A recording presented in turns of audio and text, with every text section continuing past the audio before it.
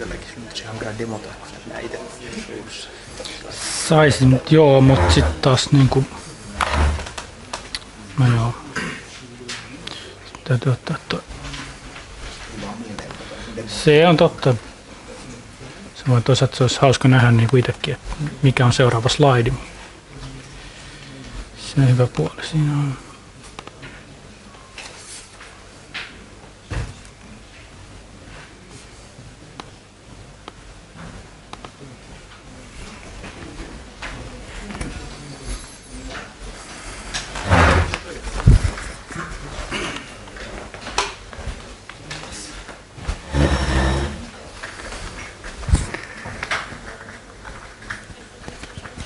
Okay, so maybe we will start the second part of the session. Welcome. Time a bit off, but it was originally planned to start a bit earlier, but it's from 11 to 12:30 is the updated schedule today for the second session. And what we're going to do within that time is go a bit in depth and hands-on into one option of actually evaluating this quality of service criteria, and I'll be showing you some of the features from Spatial Monitor, and you also have a possibility to use your own laptops and log into it and see how it works. And I've prepared 3 exercises for that training session. They are marked there in a couple of places. So I'm hoping that again you'll form 4 groups, and each of the groups will get the slightly different version of the exercise paper. Yeah, that's because you're all we're logged into same organization, so you have visibility of the same meters and same services. So in order not to overlap the exercises, they are a bit different for each of the groups, but you'll do basically the same features in the exercises. So I'll be giving you the printouts and the login details when the first exercise starts. And after about 1 hour, I'm going to show you about another product. It's very deeply connected to this one. It's called Spatial Performance. And despite the name, it is, in the Inspire context, it's specifically designed for the capacity testing. So you can actually run load tests against your own services and see how many concurrent, how many requests they can take, and how the response times look like when you really generate a realistic load on those services. So I'll do a live demo of that after the training session, and then finally we have a wrap up, and I'll hope you also be active in that part to say that how did you like the workshop, and what are maybe the questions that you got answers, and maybe the questions you still need some answers for.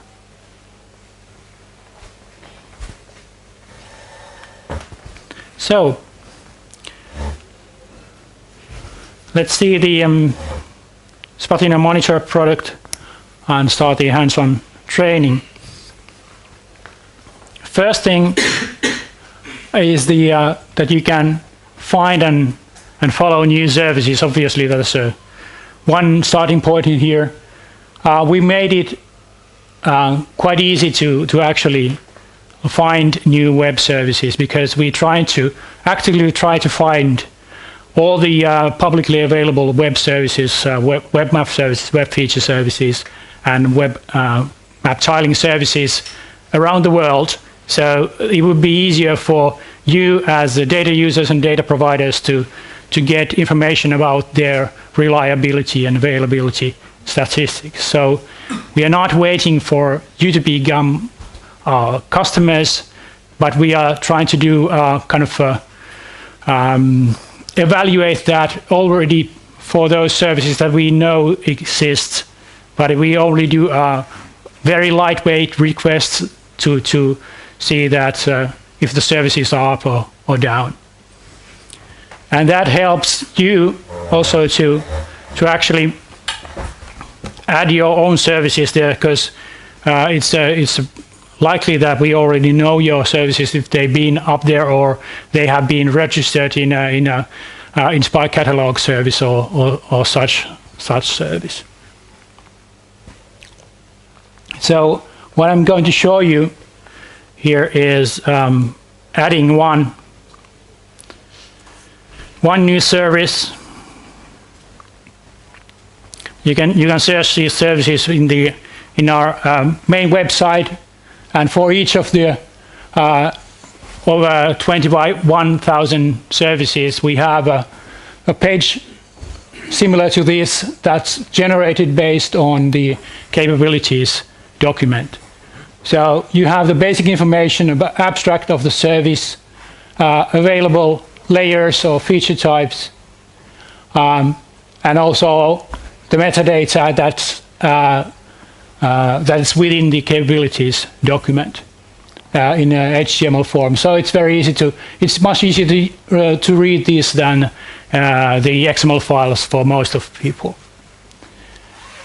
So once we found this service, and we have an account in Spatial Monitor, there's a button here in the right top that says, maybe you can't see it in the back, but it says follow in Spatial Monitor, and you can just click that and you'll get redirected to Monitor, and it says that you're about to follow a new service. Is this a service that you wanted? It just confirms that you want to follow this, and you can also add it to logical group of your own services if you want to. By the way, you can follow your own services, or you can follow any other services that are of interest to you. For example, if you have a mapping application, you might get the base map from another service, maybe from a National Land Survey, or maybe from another public source or another agency. And in that case, you're probably interested in how those services are also working besides your own services. So you can follow both using Spatial Monitor. So I'll click OK here, and the new service in this case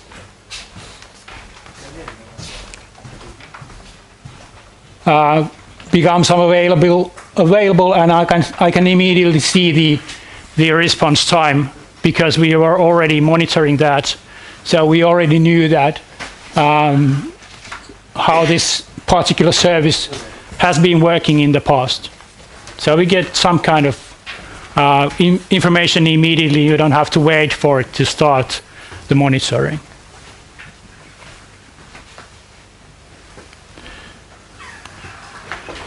So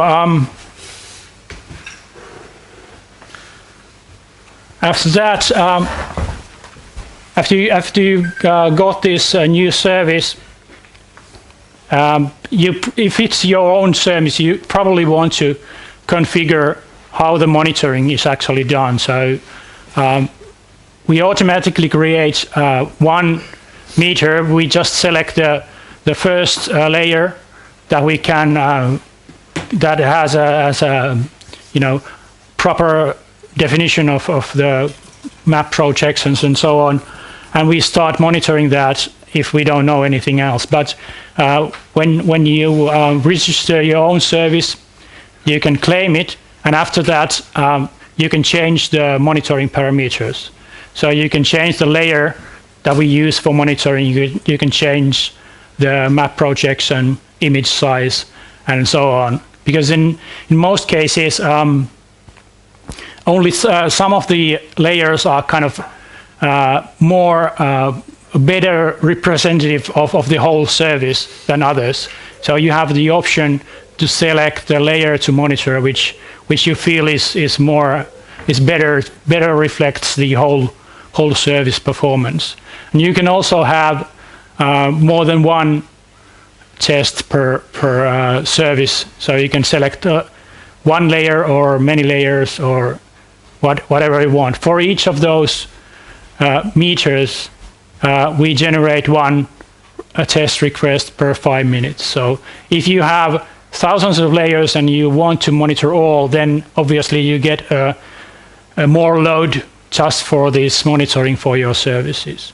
But basically, by default, we just select one layer and do one request per server, per WMS, WFS service per 5 minutes.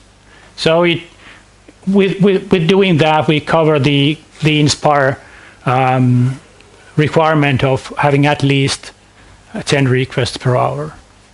So you can use that data directly to validate the Inspire availability and performance criteria. So I'll show you how to add and I'll modify these meters. When you look at this on a wider display, it's much easier to use because now all the parts are below each other, and it's not so nice. For example, if you select a layer, you have to scroll down a bit to see the preview image. But if you have a wider display, it is displayed on the right side there. Anyway, here we have for this service we have a list of all the layers, and there's an indicator whether the particle layer is used for metering or not. And for this case, there are a couple of layers that are used. Again, this is a demo data from the GeoServer package. So if you're wondering about the layer names, they come from there. So for each of those meters, I can see how it's been measured. For example, this case, the map projection image size is 256 pixels, and it's a PNG image. So I can change the I can't change this meter at itself, because if I change the meter, then the timeline doesn't reflect the same metrics after the change. So we've decided to, rather than be able to change a particle meter, you can stop it and you can add new meters with new layers or new image sizes, for example. Then you get a consistent timeline of the measurement because you're measuring the same size of image or the same layer. Otherwise, it will look funny on the graph when you change the meter, and it's completely different, the response time, for example. But anyway, you can see how it's metered here, and you can add a new meters. You can select the image size, format, projection. These are a bit different for web feature services, obviously, because you're not getting images but features, but it's similar. So these are basically what you would normally do when you start following a new service. You'll just find it, and then you set the meters to how you want to actually monitor the service. And then you just, if it's a new service, we don't know about it yet, we'll start monitoring, and it'll take probably something like 5 to 10 minutes from adding it until we get the first results, and then it continuously updates the availability and the response times graphs here. But in most cases, as we already know, a lot of these we already got the information from the history, so you immediately see how it works. If we can add, so a typical use case for the different meters is, for instance, that you measure exactly the same data set, the same image size, but different projection. So you are trying to see how the services is functioning with the native coordinate system, how is it functioning when you are doing transformation on the fly. So you can see performance issues there. You can do combinations where you are monitoring the same service with perhaps the same image size, same projection, but you are taking different data sets, different layers, so you can see the change in the performance based on the data set, and you can pinpoint if possible issues in the performance are based on the data set, on the coordinate projections, or whatever. So doing different kind of combinations to kind of narrow down the options where the possible bottlenecks could be. Yes, exactly. So that is the main point, to have those that you could actually. Yeah, please. So this is monitoring that you set up on not on the server, but something interfacing to the server.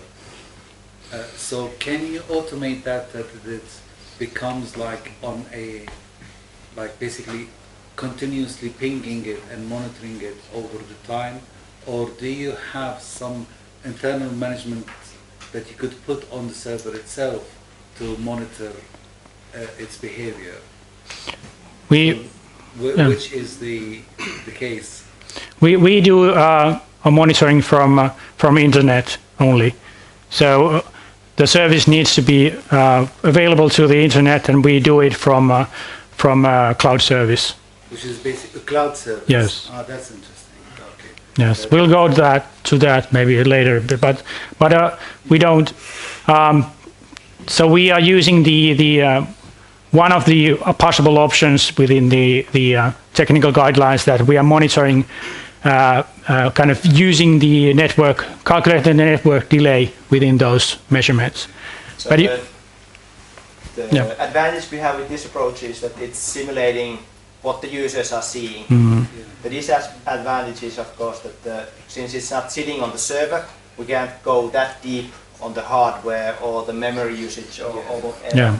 So it's more like what the users see, what they get. Yeah. Again, one advantage is, since we're coming from the outside using standard interfaces, it's not software dependent. So it doesn't matter if you're running a GSL or S3 or whatever, so you can use it on everything. Yeah.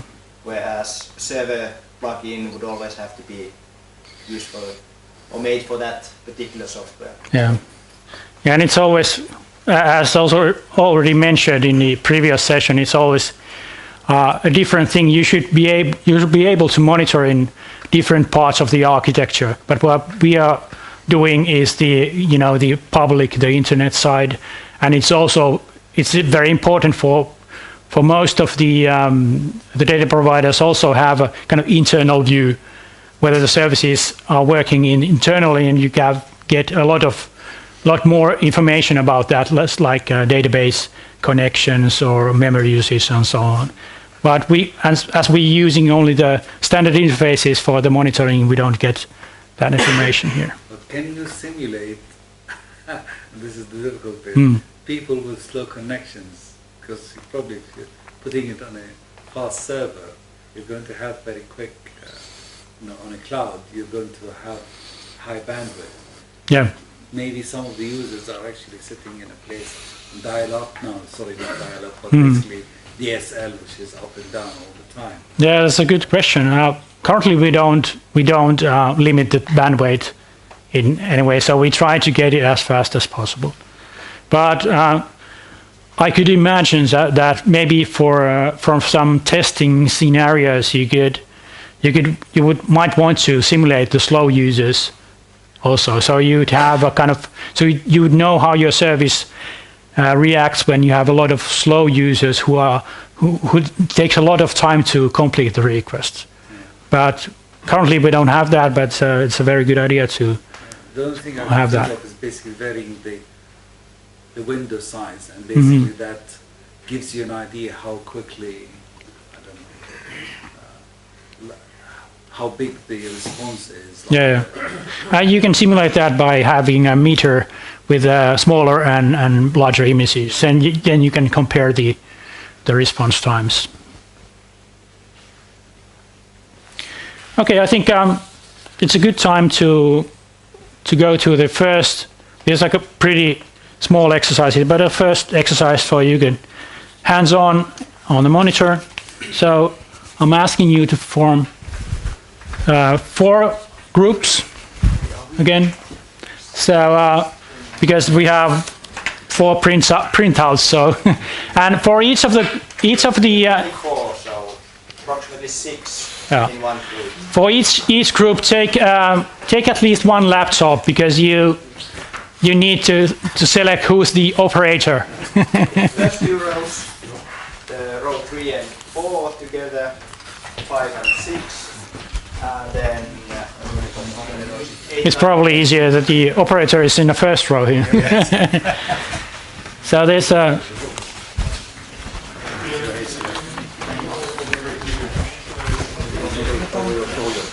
Yes. You're doing that already. Group 2? Yeah, group 2? B?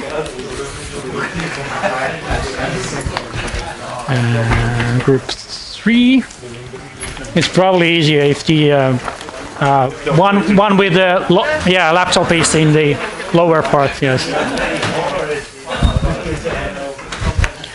And group 4.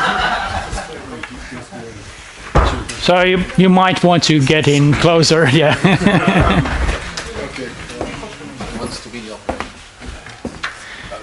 So all the 3 exercises are in the printout, and first we'll do the first one, but let's see whether you can log in first and see if you can get that running. If you don't know the password of the Wi-Fi, it's right here. It's the name of the Wi-Fi is AAU1 day, and the password is observation 75 east.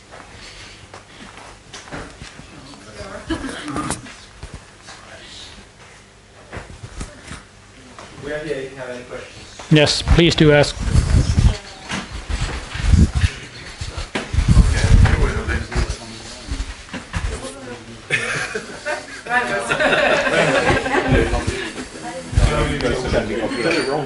Sorry?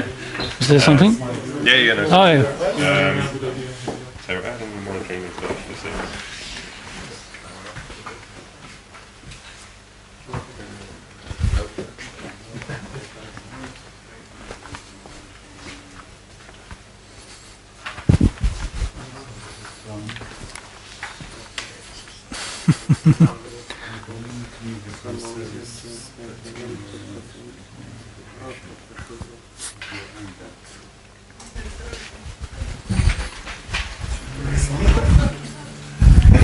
Did you manage to log in?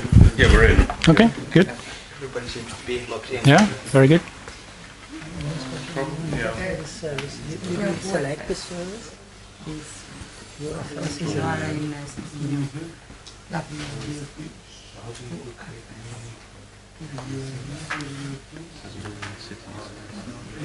Yeah, you can just click on the anywhere there in the gray area, and you can just select the service.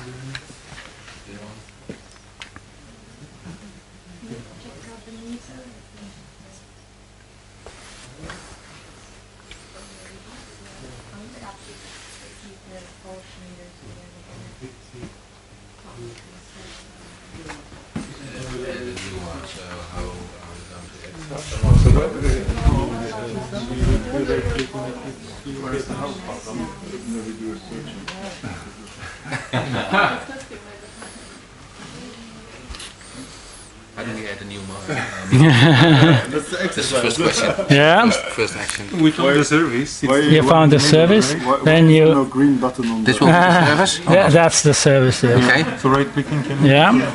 You can click in the service info, and then you have the list of players there, and then you probably can get on with the exercise. We need USA population.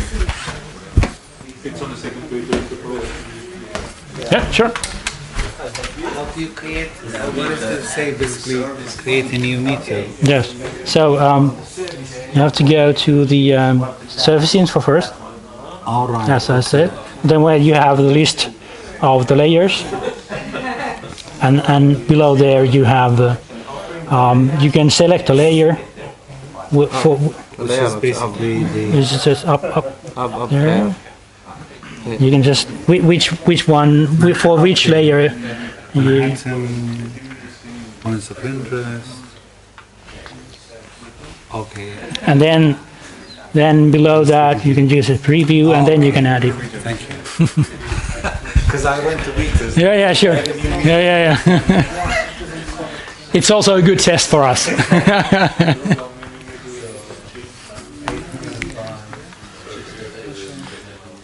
Um,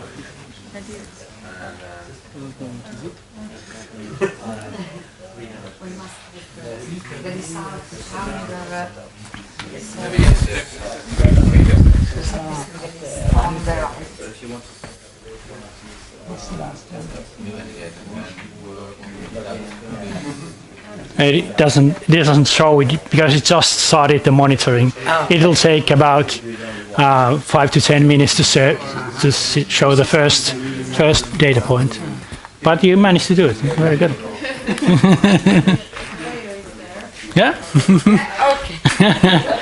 So then we'll go to the next exercises later. That was just the first exercise we'll do now, and the rest of the exercises will go when I've just shown more about that.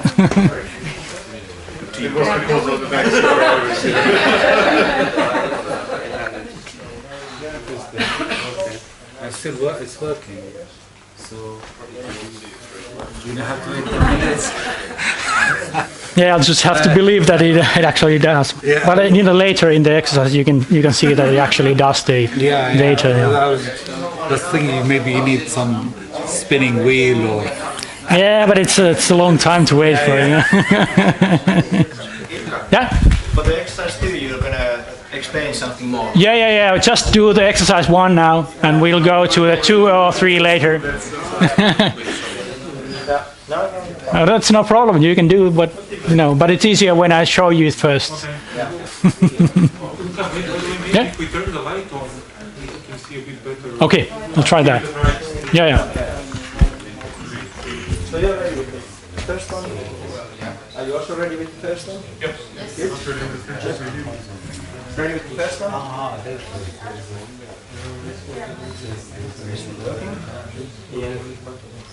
Miten sä tämän toimii? Where is the first one? Yeah, so basically, you need us to carry on with the rest of them. No. Ilkka will explain some more for the exercise. Okay, is it better here? About 5 to 10 minutes. If you add it, and you add your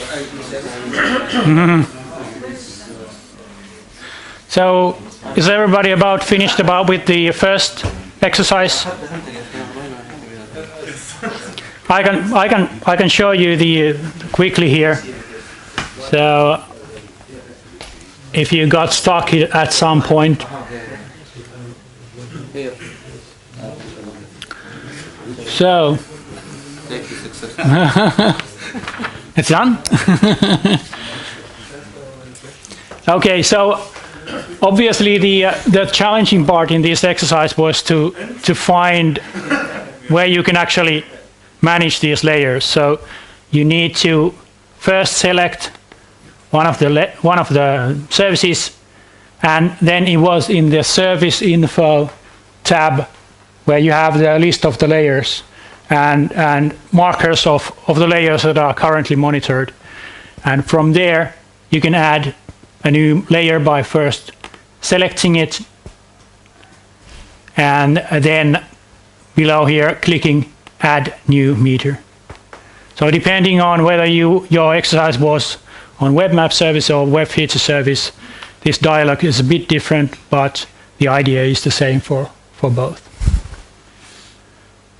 So you can just select one of the formats and one of the available map projections for that layer based on the capabilities document.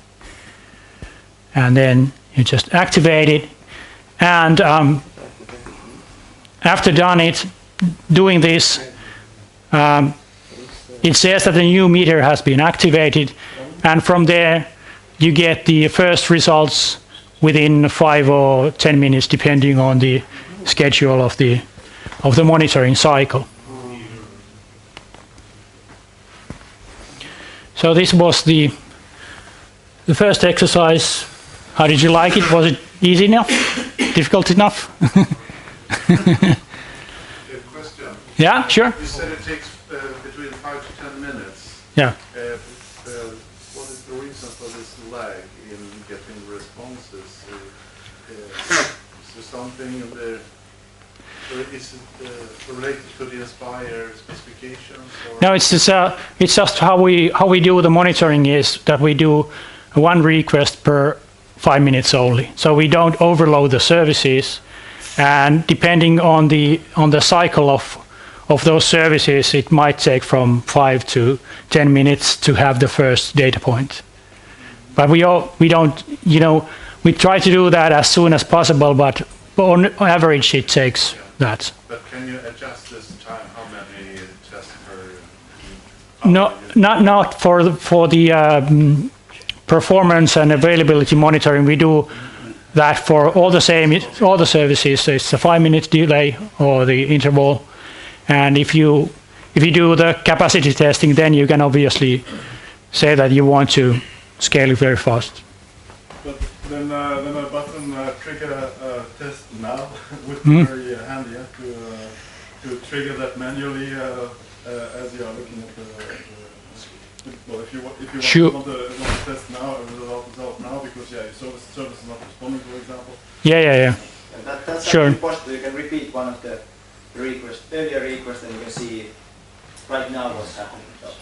Yeah, but you can kind of do the same request yourself with your own browser that we done, and that can be used for seeing whether the request was somehow so special that there was an error in the server, for example.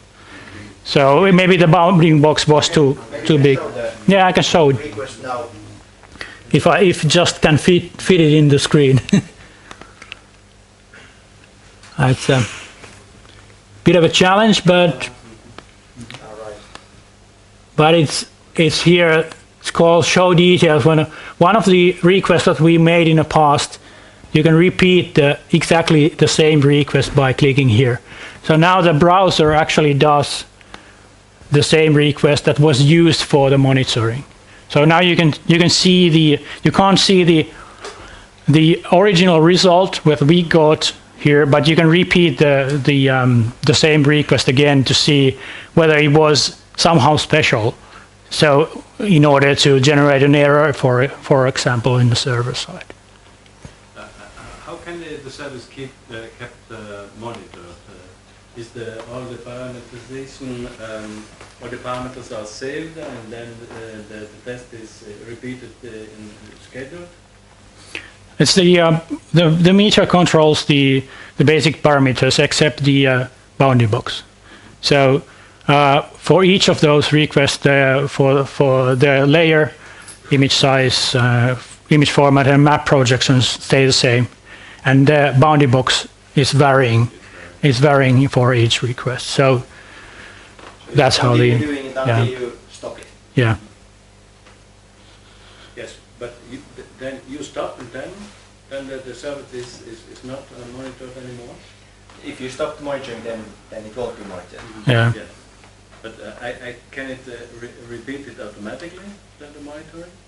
It repeats every 5 minutes, so when you once activate it, it repeats automatically all the time, 24/7 throughout the year. So then it just keeps on going until you want to make changes. Yeah. Most of the users are just, when they're adding new services, they just keep monitoring it all the time. So then you can see that. Can I schedule the monitoring? So in order to make a test every day at the same hour? No, there's at least so far we haven't seen any special request or use for that, because that's one request for every 5 minutes, 12 requests per hour. So that's not creating any special load for the service, so there's no reason not to monitor it all the time. And you can't get the availability percentage if you don't do it, all the time. So if you're doing the capacity testing, then obviously, because it's a high load test, then you want to do it at specific times. But even for those, most cases you don't want to, automate that at a scheduled time, because you want to be there to see how the test actually works. And probably you want to have your technical people looking at the database side and see how the database is working, and maybe the server logs and memory and stuff like that at the same time when the capacity test is running, because then you get very good details about what's actually happening behind the server interface. That can help you improve it. Is it possible to get some monthly report for in percentage how the service is uptime? I don't know, 98%, because the Spider Directive said that the service should be at least 98% of available in the period of 1 month. So is it possible in this monitoring application that you get this information out?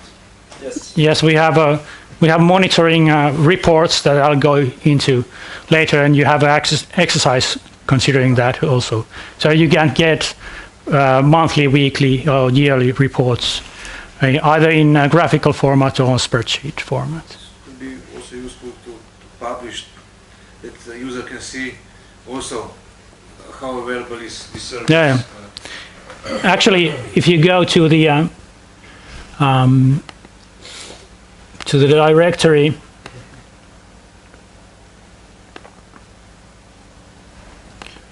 then you can see the basic availability here for each of those 25,000 services. So that's publicly available for everybody to use. You don't have to buy our software to do that. But you have to log in. So. Okay. No.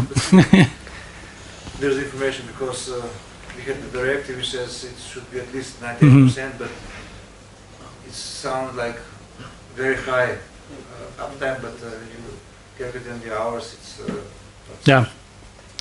So we have the very basic information is available for free, and then when you need the details, you can use the monitor software to get the details. Okay.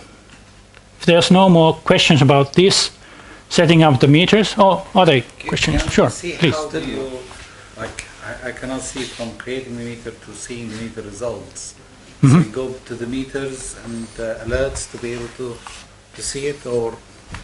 So No, you can see it in the meters and alerts there. They have the so time. basically this is all that's created. This is created here, and then when you go on to have the statistics of this.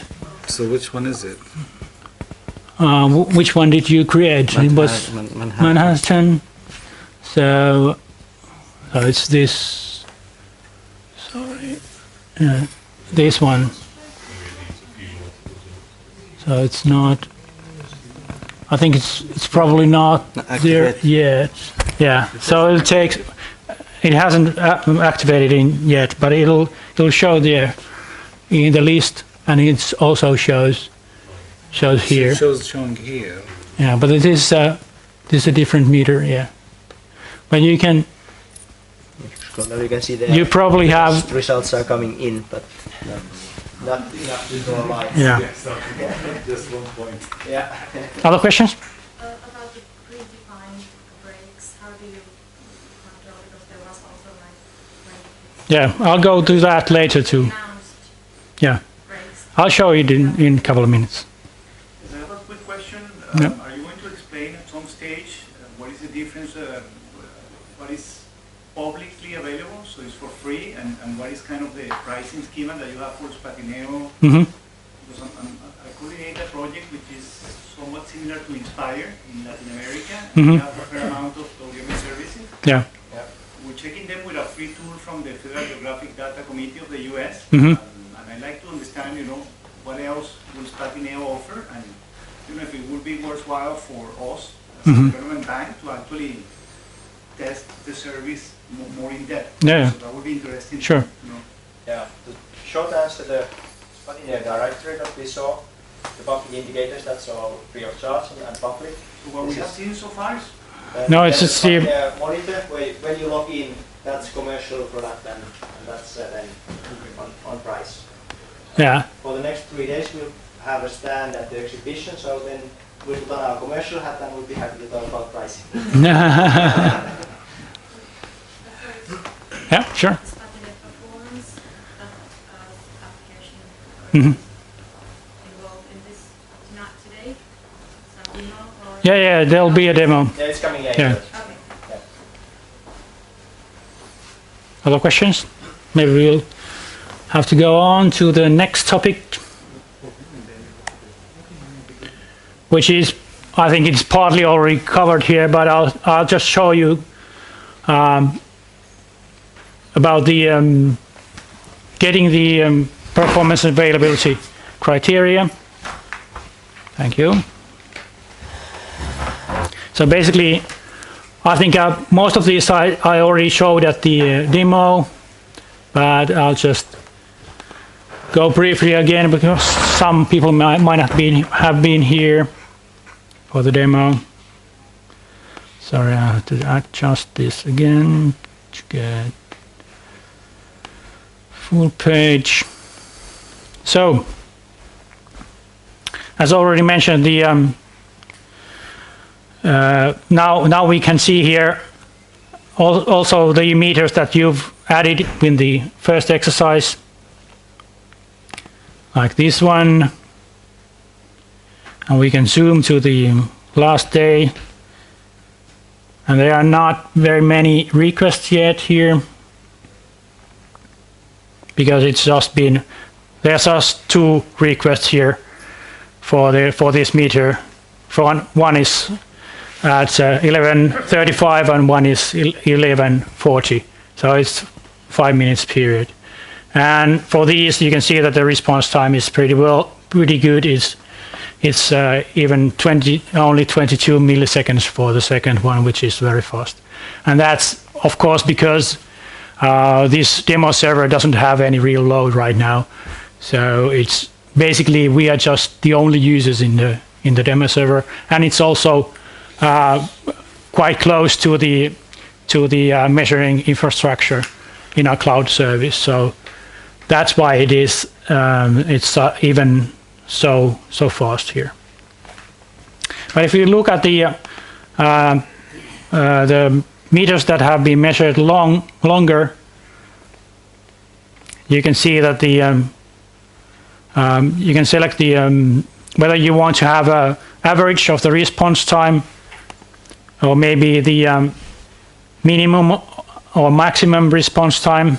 This means that for each of those points in the graph, it's an average of several requests because the time period is so long.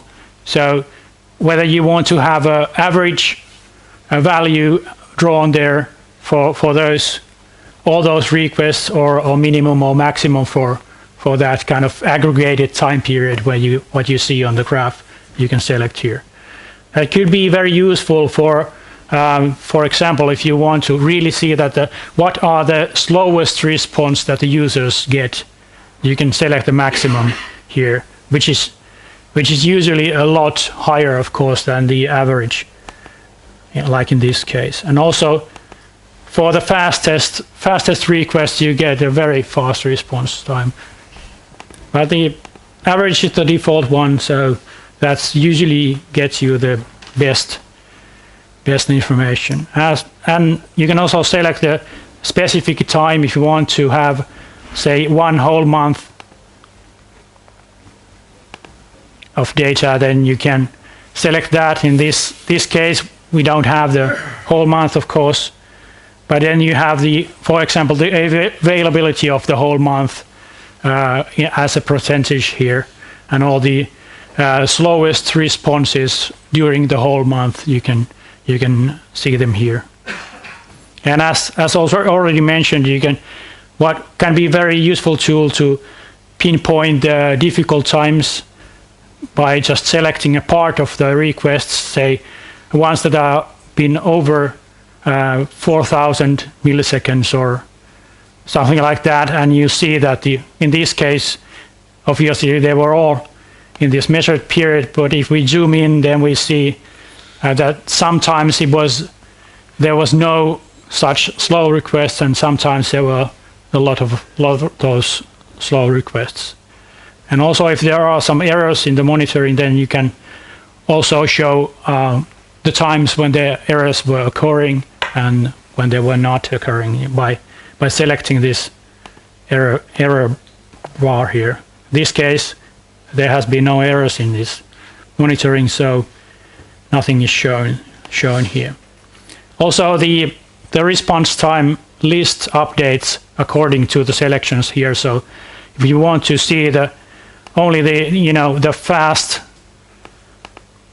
responses, then you can select them here, and then you can see when the fastest were occurring, and you can see the details of the fastest queries. So this is basically what you can do with the meters and alerts view here. And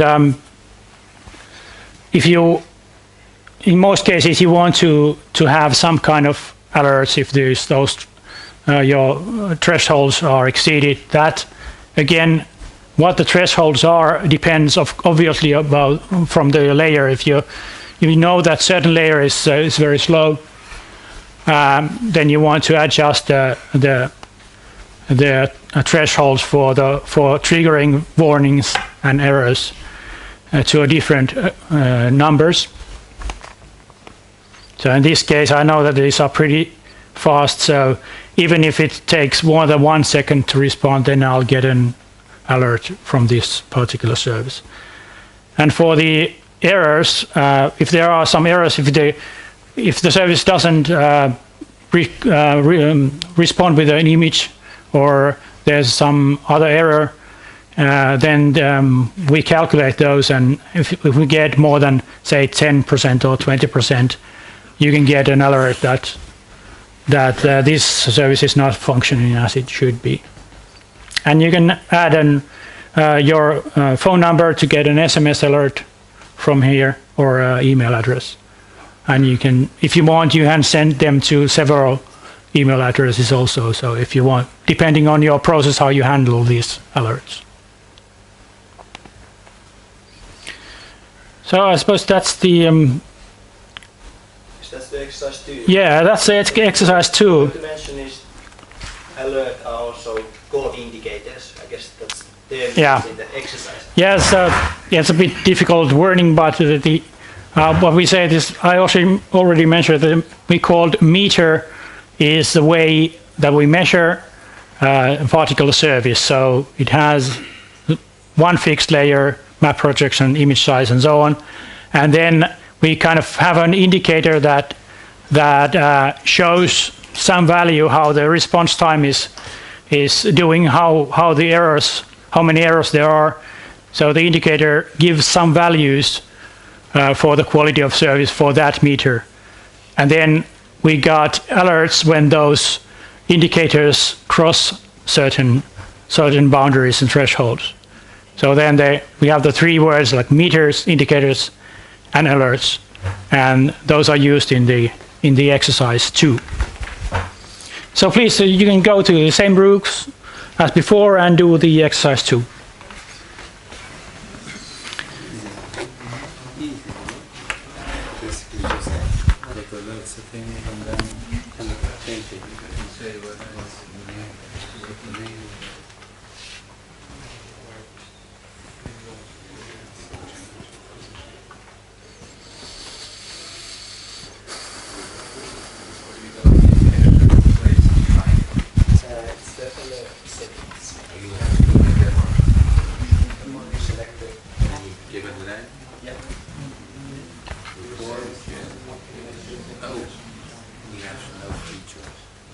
You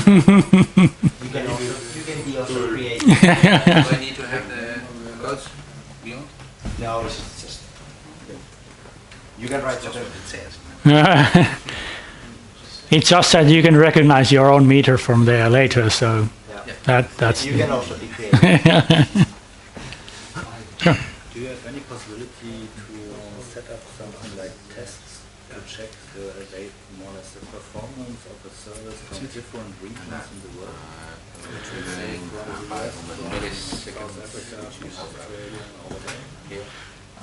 Where the tests are run from to where they More or are. less the endpoint, the client, the simulated client would sit. Yeah, we've thought about it, but currently we don't have any. We hadn't had any customer request for that kind of. But it wouldn't be very difficult to do that. But currently we are just testing from. Yeah. Of course it depends. I think if you do this kind of monitoring, it usually is the most interesting thing is the changes in the response time and not the absolute values. So it doesn't, in most cases, it doesn't matter so much. But you get some information about the software on the server side, also which software basically we're just using their standard request, so we don't exactly know whether it's a GeoServer because there's no API to actually get that information. Might be in the capabilities. Capabilities, yes, sure, but we try to. You use this information in the capabilities information. We use the capabilities, of course. If you look which. Yeah, but we don't. We still try to measure every server the same way, regardless of the implementation. So then we can compare these. If we do monitoring differently for GeoServer and Esri or GIS, then it's not comparable. So it's. But you get some information about the performance of the server side. Yes, we do. Yeah, I think this is very interesting. Yeah, it's interesting. We actually have cases where we've done with the exactly same hardware, with the exactly same data set, and then we install different softwares on it, and then run tests. And we have very nice comparison data on several softwares, how they perform. So it always depends on data, of course.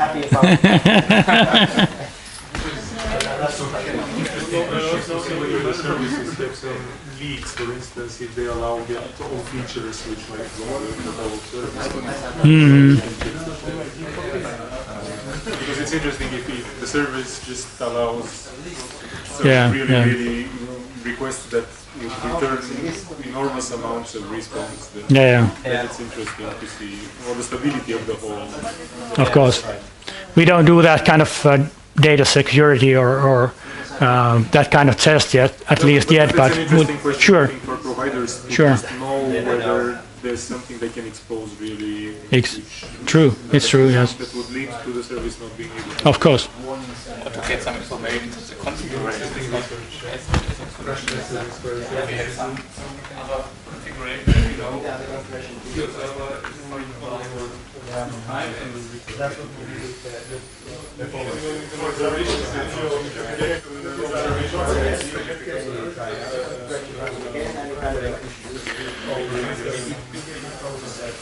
Okay, are the groups about done with the exercise 2?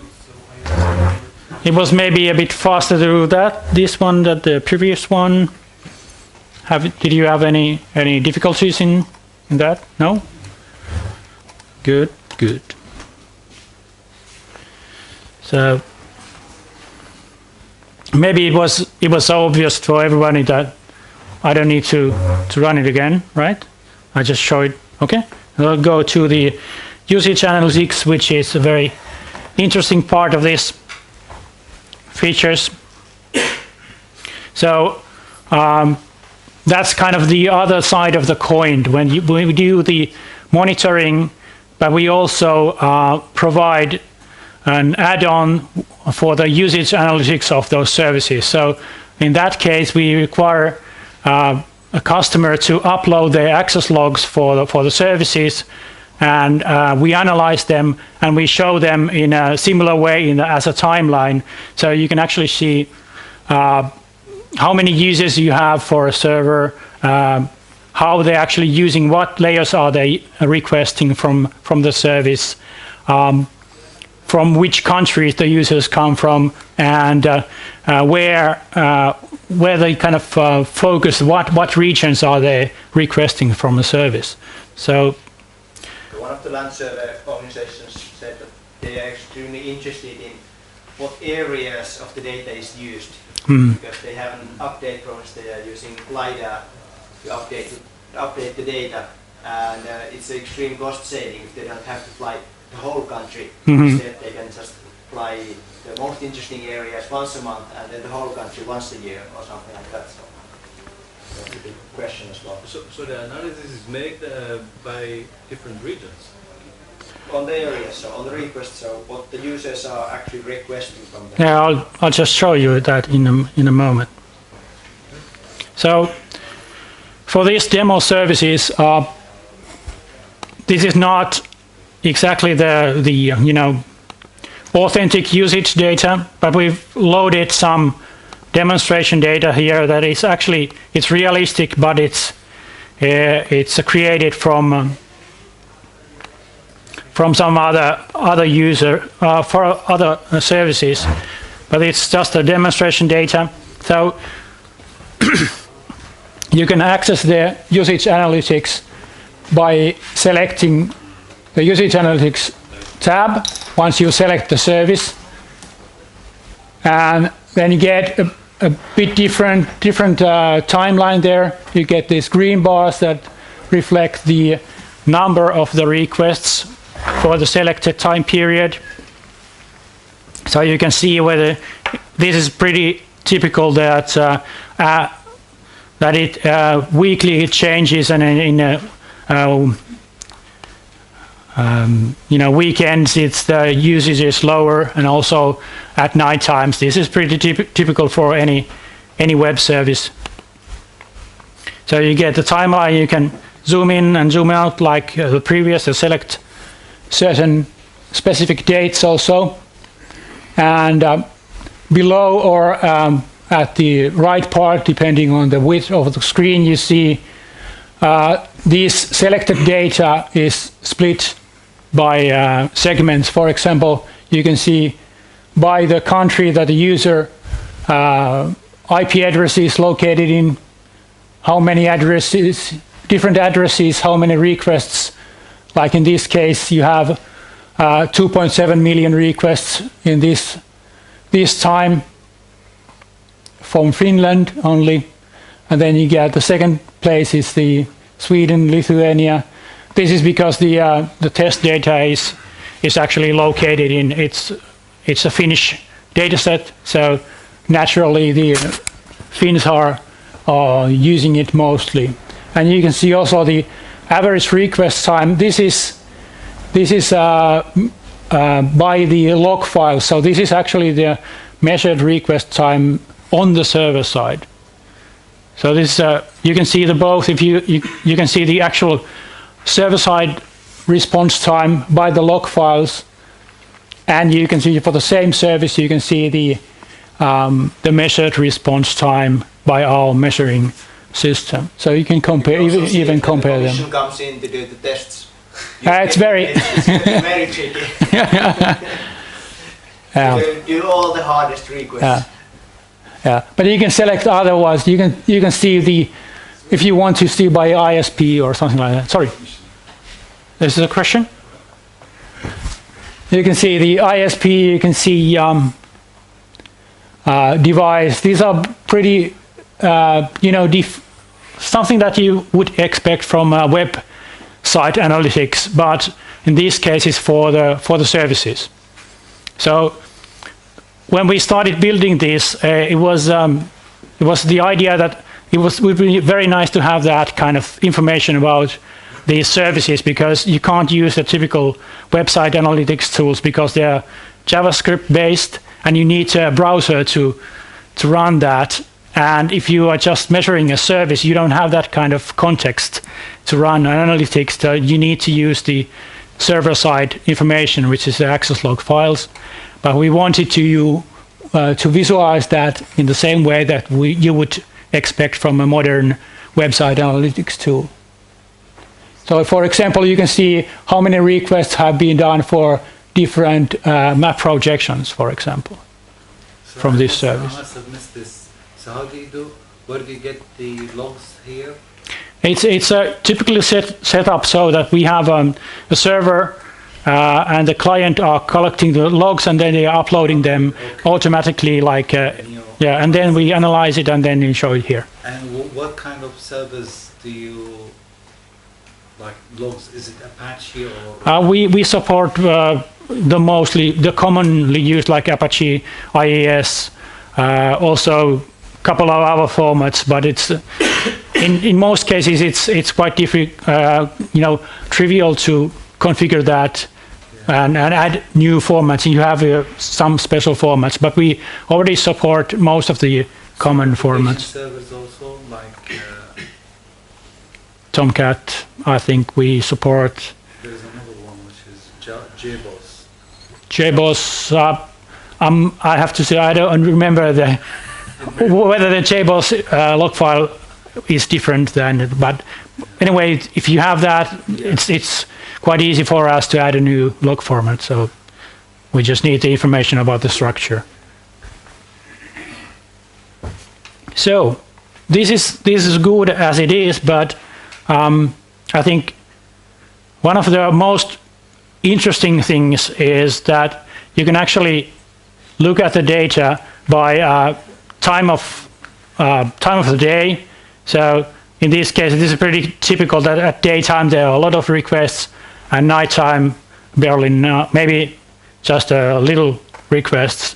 For some download services, this is very different because there are many times there are automated systems that do the request for the download services like every hour and so on. You might get a very flat analytics from download services because of that. And you can also see whether it's used on weekends or just weekdays. This could be very interesting if you're planning a downtime where you know actually that there is a lot of use on certain days, so you might not want to select that one. And you get information about where the request actually come from. So in this case, for example, even if it's a Finnish data set, it seems that it's very interesting around the world. So there are a lot of IP addresses. For giving out or explaining the value to the people or the decision makers that gave the budget in the initial phase. Give them a report on, okay, we spent 50,000 euros or 100,000 euros to release this service, and after 6 months, this is how much usage we gathered for the service. And we can even drill down further to see what kind of users there are, what they are actually doing. At least to have educated guess what they are using it for.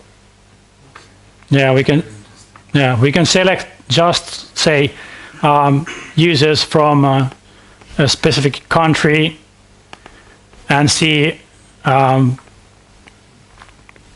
for example, what are the areas that those users have been requesting from this service.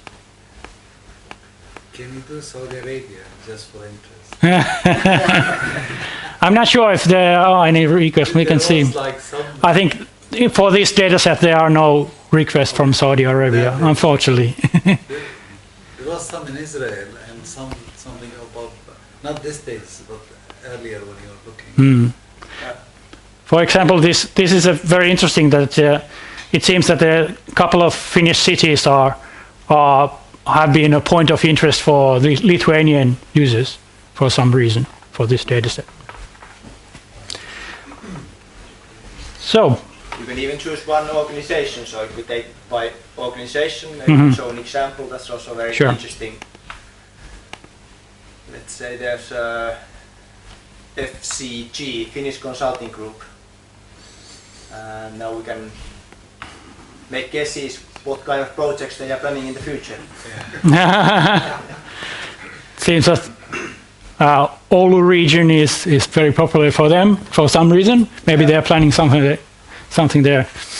We've already bought all the land in that area. So this is the usage analytics, and as I said, we can only show these once when we get the access files, the access log files. But it's quite easy to set up. It's a secure SFTP server that you can just upload the files, and you can automate that into a script to do that like every day to get the information here. But this is things that only the customer who has the monitor Yes. can see his own. Yes, you can only see your own services. So the other users of this of the monitor don't see your analytics data, but they see the monitoring information. But they don't, because this could be sensitive. So Can you make some of the analytics publishable to your own servers? you mean publish them Yeah, openly? so basically like, you know, we serve people from like, especially that map of where people coming from, and then publish it back. So basically some kind of your outreach immediately it's done with this, even live, I suppose. We have a limited interface for the data, and we're developing it as we get requests for what data would be useful for publishing. So at the moment we don't have that many requests for someone wanting to publish, but that's in the future more and more. I suppose if you're proud of your service, then you won't want to do that. Automatic filter. If it's red, then don't show it. If it's don't show it. Yeah. So do you have any questions about the usage analytics? We'll be kind of revisiting this in the last exercise, where you do a report that uses this usage analytics information. So you get a report format of this same information. May I make a question about a testing you made on our server? Mm-hmm. I discovered here in directory Spatial.com, our server, and I saw it. Okay, it was 99.8% available. Very good. But I see here that no Inspire extended capabilities, including service language support given. But I think it's not true, but maybe I'm wrong. I hope not. Yeah, we can. Maybe an error. Maybe we can check that later. We can actually see what the validator looks like for that service, and we can check that later. Yeah. Probably, unfortunately, the data is correct, but we can check.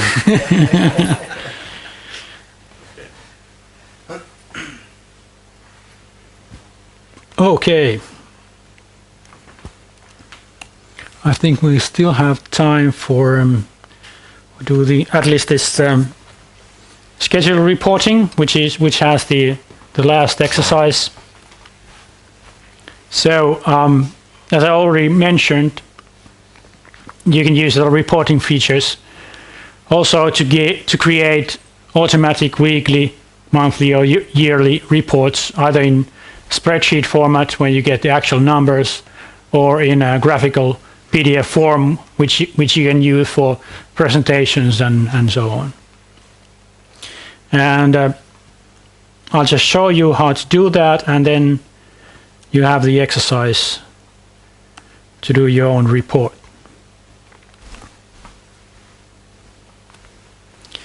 So for this service where we have the analytics data, we select from the top navigation, overview and reports tab,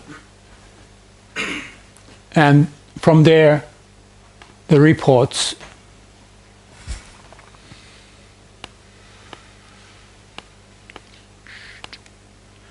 I'm just a bit struggling with the width again, sorry for that.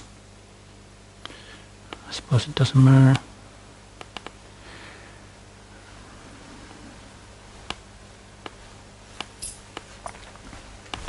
So anyway, you have this in this reporting view. You have an archive of all the reports that have been run previously. In this case, there's only one monthly report for now, but you'll soon be creating others, and you can download this report. Again, if you miss the email or something like that, you can just press the download button and you get the report again. In this case, it was a graphical report, so you get a weekly request mounts. In this case, this is for the whole all the services combined, and then for each of the service you have a specific page which is only for the same numbers, only for that service. So this is a PDF file you can download, and the same PDF file is sent to you automatically by email. So depending on whether it's you selected a weekly or monthly or yearly period. And if I can just somehow get the, yeah, okay, bit of scaling problems, sorry about that. I think if you expanded the whole, it will snap it's still too, no, I'm sorry. Limited Yeah, resolution. yeah. Unfortunately, it's better if you have a bit wider display. It's designed for that. Anyway, now I can see the scheduling. This is the scheduling for this particular report. So you can see that it is currently active. It's scheduled to be run monthly. And the contents are the service usage by offering, which is a layer or a feature type depending on the service, whether it's a feature service or webmaster service.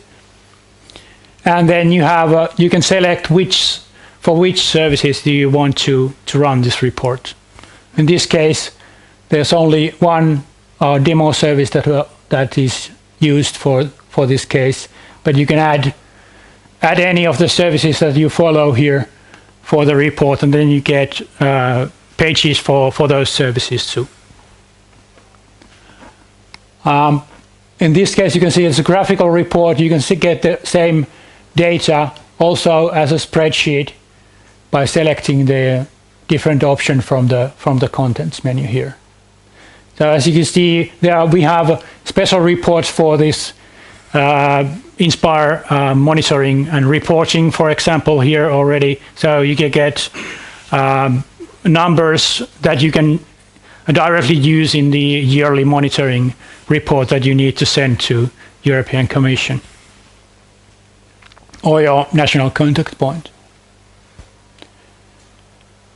And you can also, at any time when you have this scheduled reporting, you can run a particular report right now. So you get a new report of that, and you can select the start date for that report.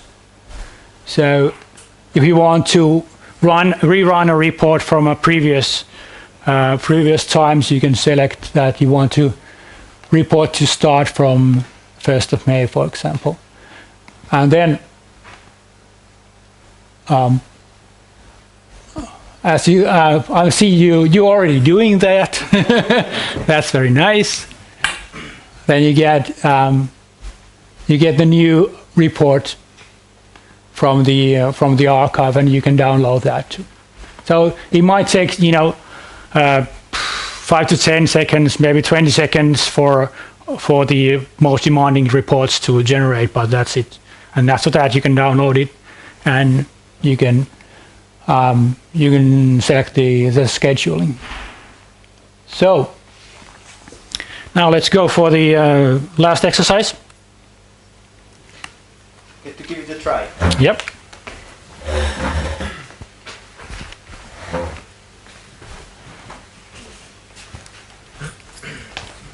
Or maybe maybe you are done already. I always see that some of you have done it already. Or tried it at least. That's very good. Be active.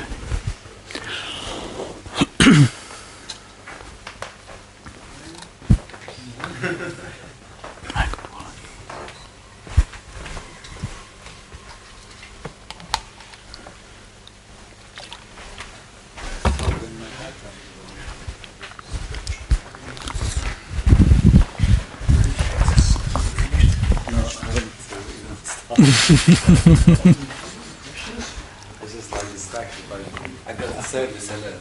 Oh. But I can't do anything about it. Oh.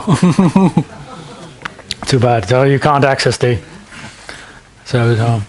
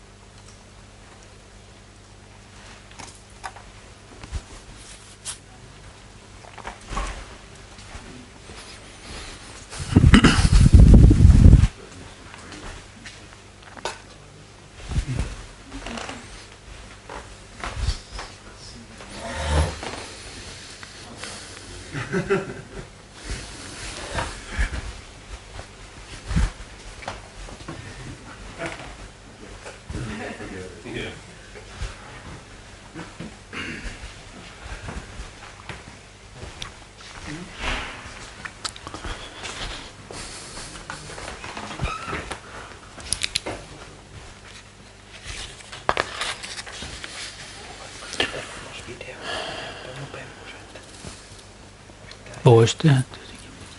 Se on tietenkin. No se on toisaalta ihan sama, kun siis se vaan pyörii siellä. Se 5 minuuttia. Että onko se niinku live demo vai? No se menee nopeammin, joo. No se on totta. Joo, ehkä se on parempi.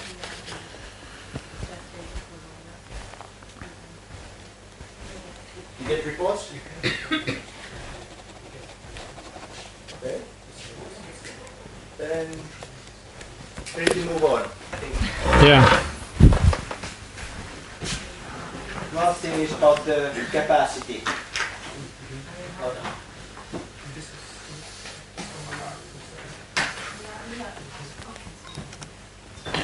Yeah, so just to speed up, I'll show the video of the capacity tests here, and because it would take a couple of minutes more to run a live demo, but come to ask us any time at our stand or later, and we can show you the live demo. It's no problem, but just to save some time. Exactly, it would be nice to actually test one of your servers if you have one available. That would be a nice test, and we can do that within this week if you want. Please do call your colleagues beforehand. Yeah. Yeah, probably a good idea. So I'm just seeing whether I can find the video. It's actually also on YouTube, so you can see it later. Spatial performance, load testing for spatial web services.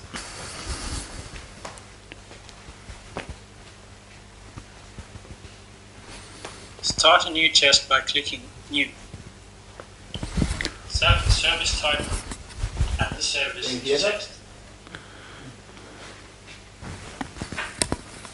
I suppose I could use this. Select one of the 3 test profiles.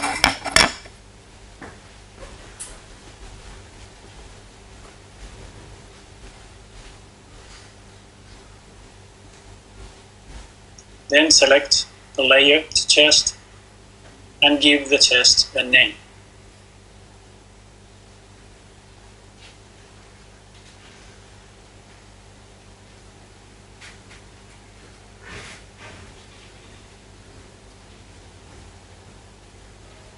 You can also fine-tune the test options.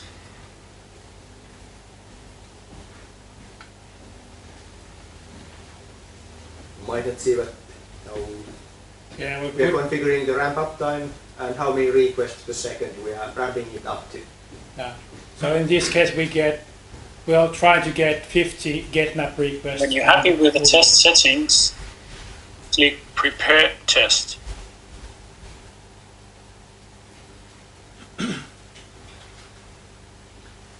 This starts new, fresh test servers, so it won't be affected. Preparing the servers will take a couple of minutes, after which you'll be able to start the test. So we're spinning up new cloud-based services to do the test and configuring them, and then in a couple of minutes you'll be ready to test that. You can follow the test using combined or individual views.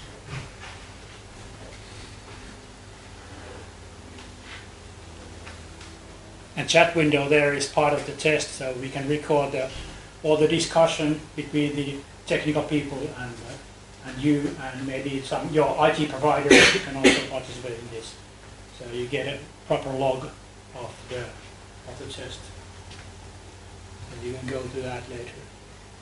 Several users will be able to follow the test with their own computers, and their notes will be saved for later review. So in this case, you can see that the response time is getting up. Now we're at a full load of 50 requests per second for getMap, and soon there will be some trouble. You can see that some of the requests are already returning errors. There are now timeouts, but there's something wrong with the images are not returned properly at that point.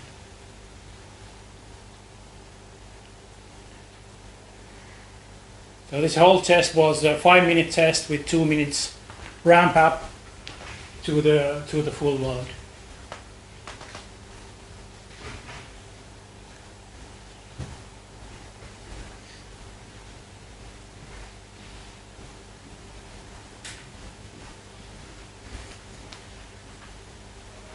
When the test has completed, you can analyze the scalability of the service during the ramp-up.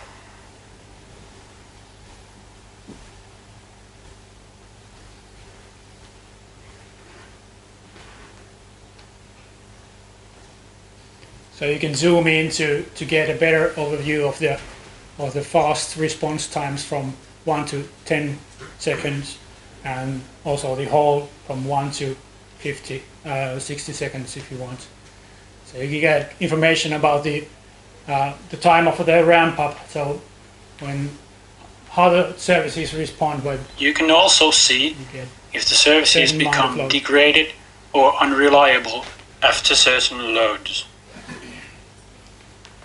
You get very detailed numbers of the whole test, how many requests were made in the total, how many megabytes were downloaded in the whole test, and what's the response time, averages, medians, so on and so on.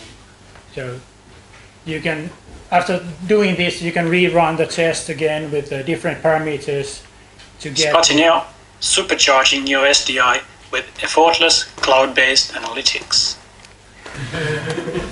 Yeah. Anyways, it would be very nice to hear feedback. Sorry, that's YouTube speaking. Feedback about the how you feel about these tools that we have, and I think we still got a couple of minutes for the wrap up of the session. So,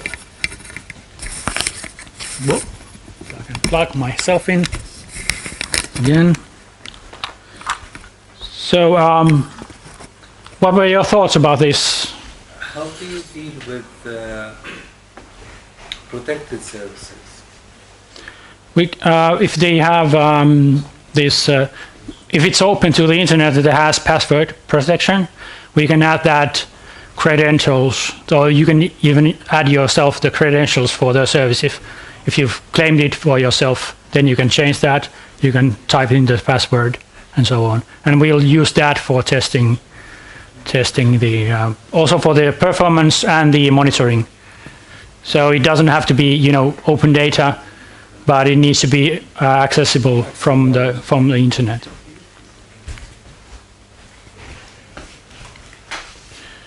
So if you look at the original goals there, do you think that you got what you came from? Let's go by one. First one was inspire requirements. Who of you got some thoughts and information on inspire requirements? You probably already knew it. Yeah, but now you know a bit more, maybe. Yeah. Any thoughts about good quality in general? Anyone got any aspects of that expectation? A bit of nodding. Visibility of quality, what to publish, what to not. Yes. Testing and performance. Yeah. Got some thoughts on that. And uptime. Probably got some thoughts on that. Mm. And the last one, I think we raised something. I'm sorry. Yes, it was something about the you know, the overall quality of service. Sorry about that. But anyway, all the slides and even more of the slides, because we need to have time to go through the maintenance notification. I'll just say briefly that you can pre-announce your maintenance breaks using a monitor. So if you know that within 1 week or 1 month you have a maintenance period, you can just type that and it'll be published on the Spatial monitor page. And the users can subscribe to those by iCal format or Atom feed. So they get notified when there's going to be a maintenance break in your service. And also the service metadata validator. We have a validator that does the capabilities document validation for web map services, web map tiling services, and that's basically the OGC requirements plus the Inspire requirements that's covered there. And we are working on improving that to kind of integrate that into this new commonly agreed Inspire validator, which is an ongoing work, and we'll be integrating that into our product too. So you get a kind of official validation, Inspire validation, using our tool too. But it's future work because it doesn't exist yet. So this new fancy official Inspire validator. But we are participating in that MIG group work to make it really useful for our users. And you can see what I was saying, that you can download the slides there. It's on the SlideShare. If you probably find you also find a link to that from our website blog, where there's a post about this workshop. So you can go to spatial.com/blog and you can find it there. We can send it. We send it to you if you've given the email address. So are there any final questions? Yes. Please. Of course, you are here for quality of service and not for selling your product. But I'm interested in the price of the suit. You're asking about the price level. Yeah. So approximately we're talking about monthly fees, and we are talking for one product something below €1,000. That's the range. Per month. That makes a big difference. That makes a difference. Yeah, sure. I'll give you an idea. Yeah. But then you can monitor all your services that you have with that price, and you get the all the user interfaces. You get reports and stuff. It'll say if you have to do the Inspire monitoring, for example, for the usage mounts per layer, that alone will save you several days of work if you can get the numbers started from there. I guess our time is up. Yep. Thank you for being amazingly active. Yes, thanks and a lot. sharing your views has been